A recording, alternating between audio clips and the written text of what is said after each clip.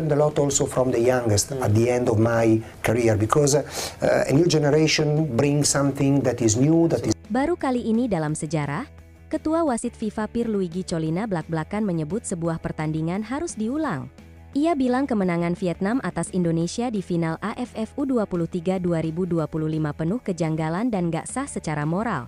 Pernyataan ini bikin geger dunia sepak bola, karena belum pernah ada wasit sekelas Collina bicara setegas ini untuk level turnamen ASEAN. Final Piala AFF U23 tahun 2025 yang berlangsung di Stadion Utama Gelora Bung Karno menyisakan luka mendalam bagi timnas Indonesia U23 dan para pendukungnya. Kekalahan 1-0 dari Vietnam U23 bukan hanya soal skor, tapi soal bagaimana pertandingan ini berjalan dengan penuh kontroversi, pelanggaran, dan keputusan wasit yang memicu kemarahan banyak pihak, termasuk tokoh paling dihormati dalam dunia perwasitan FIFA, Pierluigi Collina, dalam wawancara eksklusif yang langsung menjadi headline media global. Pierluigi Collina secara terbuka menyatakan bahwa pertandingan final tersebut penuh dengan kejanggalan. Ia bahkan secara blak-blakan menyebut bahwa kemenangan Vietnam tidak sah secara moral dan seharusnya dipertimbangkan untuk diulang. Sebuah pernyataan yang belum pernah diutarakan oleh pejabat tinggi wasit FIFA sebelumnya untuk level turnamen regional seperti AFF. Menurut Collina, gol tunggal Vietnam yang terjadi pada menit ke-37 seharusnya dianulir karena berawal dari pelanggaran terhadap kiper Indonesia yang tidak mendapatkan ruang gerak saat terjadi kemelut di kotak penalti.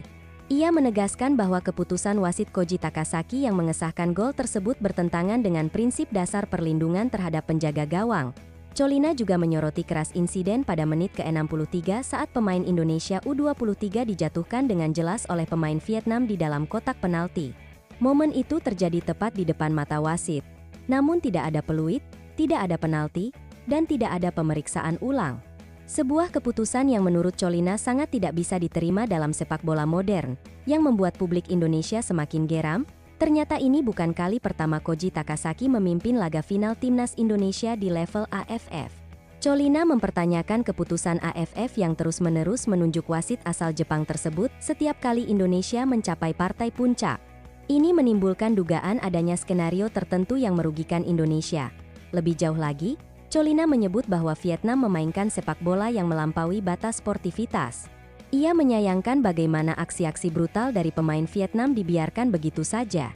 Salah satu contohnya adalah sikutan Famlidu ke kepala Frankie Misa yang seharusnya berbuah kartu merah langsung.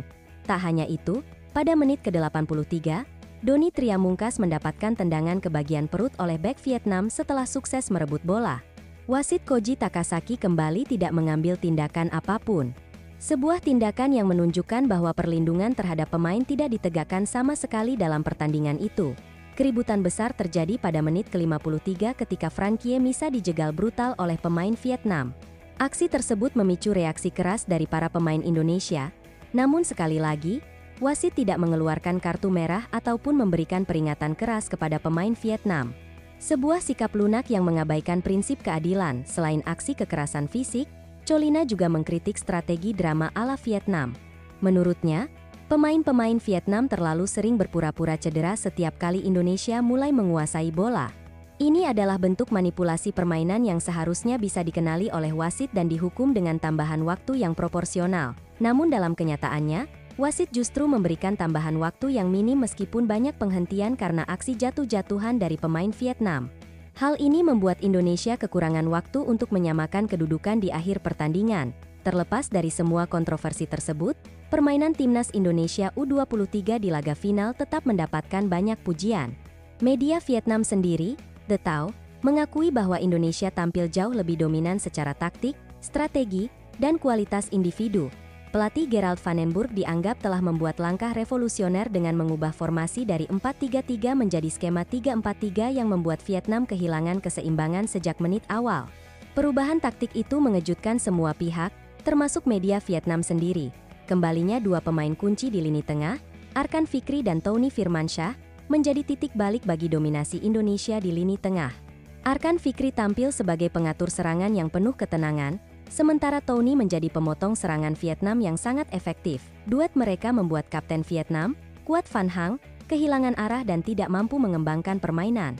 Vietnam seperti dipaksa bermain dalam tekanan konstan sepanjang laga oleh duo lini tengah Indonesia ini. Sorotan media Vietnam juga tertuju pada sosok James Raven, penyerang naturalisasi Indonesia yang disebut-sebut sebagai striker paling menakutkan sepanjang turnamen. Kemampuannya memantul bola, membuka ruang, dan menciptakan peluang membuat lini belakang Vietnam kacau balau. Raven terus menjadi ancaman nyata, bahkan ketika ia tidak mencetak gol. Kombinasi kekuatan fisik, visi bermain, dan ketajaman membuatnya menjadi pusat permainan ofensif Indonesia di laga final. Di sisi sayap, duet Doni Triamungkas dan Asmat Maulana juga mendapatkan pujian tinggi dari media Vietnam. Kombinasi mereka dinilai sangat mematikan dan tidak bisa dibaca oleh pemain Vietnam. Pergantian posisi yang dinamis dan kerjasama yang mulus menjadi kunci keberhasilan menciptakan banyak peluang. Lini pertahanan Indonesia pun tak luput dari sorotan. 3 bek sejajar yaitu Kadek Arel, Kakang Rudianto, dan Alvarezi Buffon tampil sangat solid. Mereka tak hanya disiplin dalam menjaga area, tetapi juga berani duel 1 lawan 1. Vietnam yang biasanya mengandalkan kecepatan dari sisi lapangan kali ini tak bisa berbuat banyak. Setiap kali mencoba masuk, selalu ada pemain Indonesia yang memblokir atau melakukan intersepsi dengan cerdas. Salah satu pemain yang bersinar adalah Brandon Schoeman. Meski dikenal sebagai bek tengah, kemampuan serba bisa Brandon membuatnya bisa bermain sebagai gelandang bertahan. Ia mencatatkan clean sheet hingga gol tunggal Vietnam yang kontroversial masuk. Brandon menunjukkan kematangan luar biasa sebagai pemain muda. Kesabaran selama 2 tahun menunggu kesempatan bermain di timnas akhirnya terbayar di ajang prestisius ini, menjadikannya salah satu aset penting bagi masa depan Garuda Muda. Selama turnamen berlangsung, Indonesia telah menunjukkan bahwa mereka bukan sekadar tim yang bermain dengan semangat. Mereka adalah tim dengan sistem permainan yang matang, strategi yang fleksibel, dan pemain-pemain berkualitas tinggi.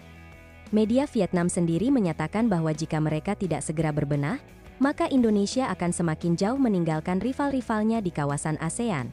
Bahkan kini, standar permainan Indonesia U23 sudah mulai menyamai tim-tim kuat Asia Timur.